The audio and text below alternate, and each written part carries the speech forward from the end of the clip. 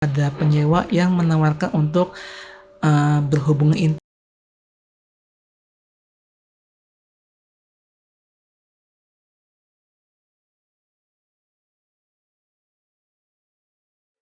Assalamualaikum, gimana kabarnya guys? Udah lama banget ya. Dan by the way, gue enaknya manggil kalian apa ya? Sobat wajib kah? Atau sobat ajib kah? Atau ajibers kah gitu? Karena gue secara pribadi nih, gue lebih enak manggil kalian sebagai sobat wajib. Karena gue merasa kalian adalah sahabat gue. Jadi either kalian haters ataupun supporter, gue masih anggap kalian sebagai sahabat gitu. Dan mohon maaf banget ya, mohon maaf banget untuk selama 2 minggu terakhir gue harus bed rest total karena gue kena DBD dan ngejar tipes. Jadi bagi kalian yang masih sehat, jaga kondisi tubuh kalian, apalagi sekarang masih bulan Ramadan, perbanyak asupan gizi gitu, terutama vitamin supaya bisa meningkatkan imun kalian gitu dan bisa menghadapi berbagai macam virus yang saat ini masih dalam masa COVID-19 gitu. Anyway, untuk minggu ini gue lagi pengen membahas tentang dorama gitu. Nah, dorama itu kan sebenarnya cuma istilah bahasa Jepang ya, artinya adalah drama. Tapi gue lebih suka drama Jepang yang versi jadulnya. Karena gue lihat ceritanya itu lebih banyak membahas tentang perjalanan hidup seseorang ya. Dan mereka tuh harus berjuang keras demi menggapai cita-citanya gitu. Dan cuman ya nggak semuanya itu memiliki tujuan yang positif sih. Ada juga sisi negatifnya gitu. Nah untuk kali ini gue nggak cuma menyebutkan top 3 favorite drama. Tapi gue juga pengen ngasih tahu nih, ada beberapa fakta-fakta yang sebenarnya tuh nggak disampaikan dalam drama ini gitu. Penasaran kan? So let's check it out.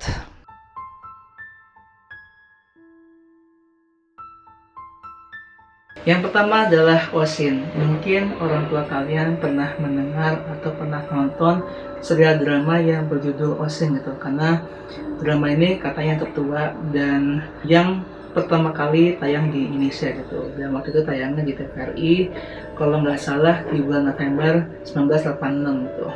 Dan Oshin ini sebenarnya tokoh fiktif yang diangkat dari kisah nyata perjalanan hidup seorang pengusaha terkenal yang bernama Katsuwada, dan beliau itu adalah pemilik Tosherba terkenal nama Yohan yang sempat jaya di masanya sih gitu.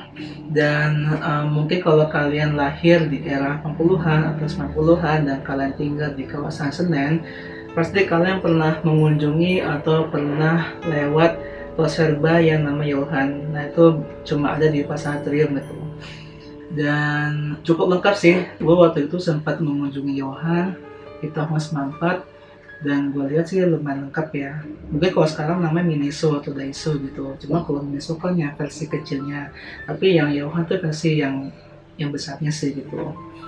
Terus drama ini cukup panjang ya, waktu itu gue sempat nonton di TVRI tahun 2005. Cuman TVRI langsung menayangkan 2 episode gitu, karena sebenarnya drama Watson ini cuma hanya berdurasi 15 menit gitu. Gue ngerti kenapa drama ini cukup pendek ya. Mungkin kalian punya riset mengenai durasi film atau durasi segala drama, bisa masukin di kolom komentar ya gitu, karena gue sampai sekarang belum mendapatkan insight-nya sih gitu. Terus cerita ini ya ceritanya juga lumayan apa ya, menyentuh sih, sedih gitu, sedih menyentuh dan juga punya inspirasi gitu. Karena gue melihat ya Osin tuh memperjuangannya sangat keras sekali sih, bahkan di usia yang masih belia 7 tahun itu dia harus membanting tulang membantu perekonomian keluarganya gitu, sampai dia bekerja sebagai pembantu rumah tangga di keluarga saudara kaya gitu. Nah, cuman ya dia sering diperlakukan adil sama majikannya sih, bahkan dia dituduh mencuri uang gitu sama pembantunya yang lebih senior gitu kan. Ya sehingga dia terpaksa keluar dari rumah majikannya di saat kondisi sedang beli salju gitu. Nah ini coba beli salju main gitu kan. Misalnya gue pernah pas bulan Desember kemarin gue pernah ke Korea, itu pas lagi musim dingin, kita bisa bayangin betapa dinginnya gitu kan. Bahkan saking dingin ya lo nyentuh gue tuh kayak gak basah aja gitu. Dan ya untungnya sih di saat dia sedang kena musibah, dia mendapatkan pertolongan gitu dari banyak orang gitu kan. Akhirnya dia dikasih kesempatan bekerja di keluarga kaya juga, tapi orangnya baik hati di keluarga Kaguya gitu. Di sana dia uh, mendapatkan perlakuan yang baik gitu, bahkan dia disayangi sama nenek dari majikannya gitu. Itu yang gue suka dari Osen itu adalah ketekunannya sih. Dia bisa menghadapi berbagai macam masalah gitu. Cuman ya hidup itu penuh dengan lika-liku gitu. Bahkan pas ketika dia punya anak sama punya suami, ya dia terus mengalami masalah gitu. Tapi endingnya itu ya cukup menghasilkan gitu, Mbak. Dia bisa tunjukin bahwa dia dari keluarga miskin bisa menjadi seorang pengusaha kaya gitu. Tapi ada fakta-fakta yang sebenarnya sih nggak diceritakan di drama ini sih. Jadi fakta yang diketahui itu berbanding terbalik dengan kisah nyatanya ya. Si Katsuwada itu dia tuh bukan keluarga yang miskin banget sih. Karena orang tuanya itu sebenarnya adalah pemilik warung kecil gitu. Cuma hanya menjual berbagai macam sayuran aja sih.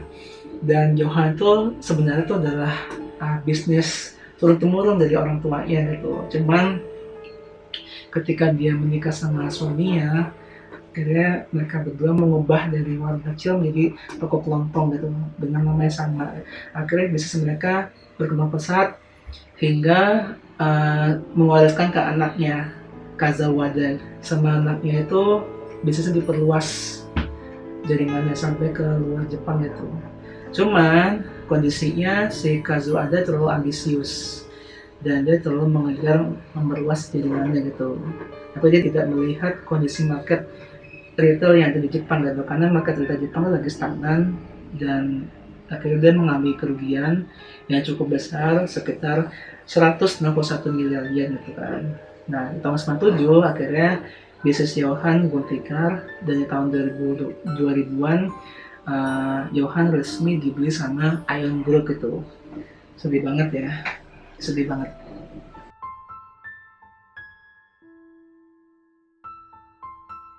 Yang kedua adalah Kami sama Mousukoshi Dake, atau dalam bahasa Indonesia-nya Tuhan beri aku kesempatan hidup sekali lagi. Gila ya, sedih banget. Nah, drama ini sebenarnya cukup kontroversial karena di Jepang itu sesuatu yang mengangkat isu-isu negatif seperti HIV itu masih menjadi hal yang tabu gitu.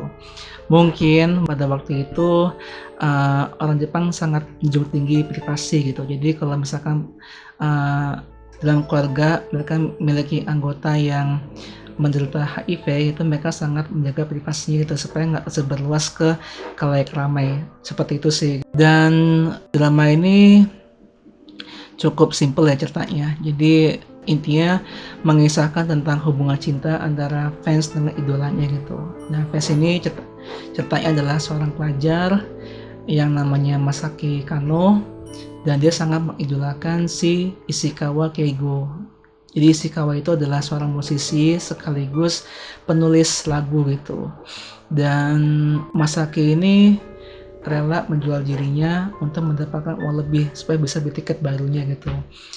Akhirnya mendapatkan uang dari hasil jual dirinya dan dia beli melalui calo gitu.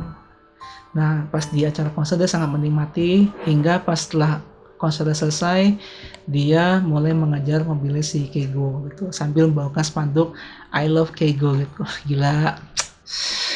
Cuman dia emang awalnya kepikiran cuma sebagai sebatas fans doang sih, nggak ada yang lebih gitu.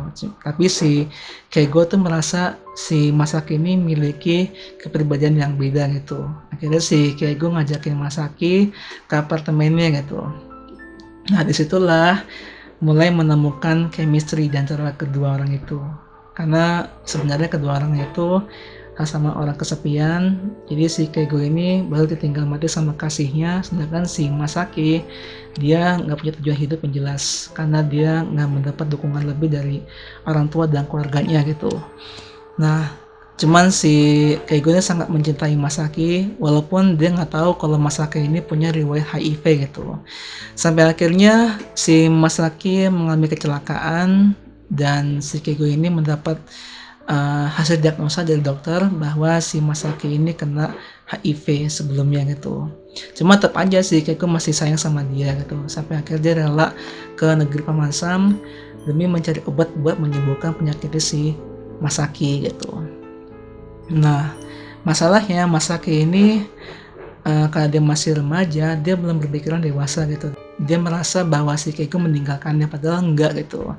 Gara-gara dia seperti itu, akhirnya dia nggak mementingkan kesehatannya gitu. Padahal dia waktu itu lagi hamil kan. Untungnya dia bisa melahirkan dalam kondisi penyakit yang semakin parah gitu. Dan si Keigo pulang ke Jepang dan dia minta Masaki untuk mengajak nikah secara formal gitu. Nah, di acara pernikahannya si Masaki mulai menghembuskan nafas terakhirnya gitu. Ya, ceritanya endingnya lumayan sedih sih, mirip kayak Romeo and Juliet lah gitu. Nah cuman, nah ini nih faktor dalam drama ini, gue pengen mengangkat isu-isu yang mungkin jadi permasalahan terbesar di Jepang gitu, karena ini gue nggak bahas mengenai HIV, gue nggak bahas mengenai cinta, tapi gue membahas mengenai prostitusi gitu. Karena di Jepang itu ada prostitusi yang terselubung di kalangan remaja SMA gitu. Nah, istilahnya namanya Joshi Kosei, atau dalam bahasa Jepang itu artinya gadis sekolah menengah atau gadis SMA gitu. Sebenarnya Joshi Kosei ini sudah ada sih sejak awal tahun 90-an gitu, dan awal tuh cuma hanya sekedar bisnis teman kencan biasa doang gitu. Cuman karena semakin suburnya bisnis Joshi Kosei, akhirnya ada penyewa yang menawarkan untuk berhubungan intim gitu. Nah, akhirnya banyak sekali agen-agen yang menawarkan layanan tambahan. Jadi ada jasa teman kencan sekaligus hubungan intim. Pastinya harga juga beda gitu. Nah, masalahnya walaupun pemerintah melarang adanya bisnis untuk anak di bawah umur, tetap aja sih ini masih susah diberantas gitu. Apalagi sekarang ini bisnis Joshi Kosei ini udah tersebar luas di kota Tokyo ya, di 117 titik lokasi gitu. Dan yang paling besar tuh ada di kawasan Akihabara. Jadi kalau kalian mengunjungin kawasan JK Alley, itu banyak sekali tempat-tempat yang menawarkan ya teman kencan plus lah gitu. Dan itu pasti yang menawarkan adalah para siswi SMA itu sih. Menurut gue sih ini parah banget ya. Mungkin kalau di Indonesia tuh langsung digaplokin atau mungkin langsung di-share sama orang tuanya gitu supaya jangan nakal atau gimana. Tapi kalau Jepang tuh masih apa ya, kayak anggapnya kayak biasa aja gitu. Kayak gitu sih.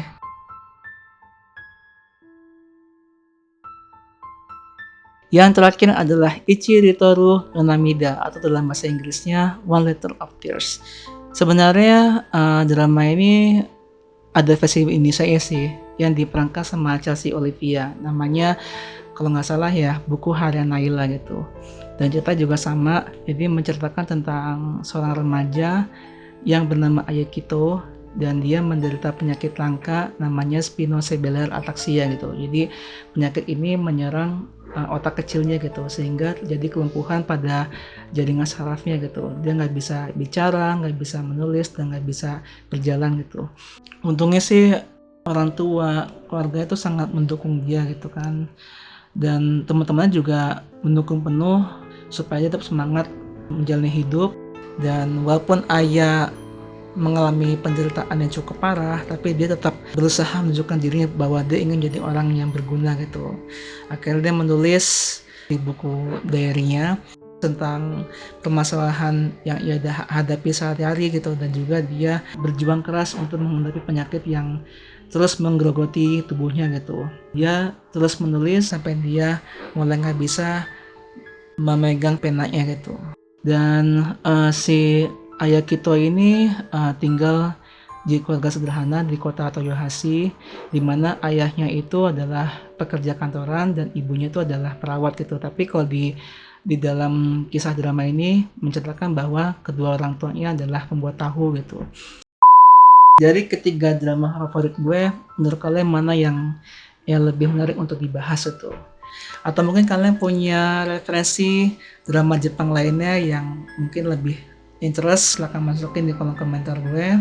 Dan jangan lupa nih like, share, subscribe channel Lewak Ajib, serta follow IG gue wak_ajib dan Twitter gue ajib wak gitu.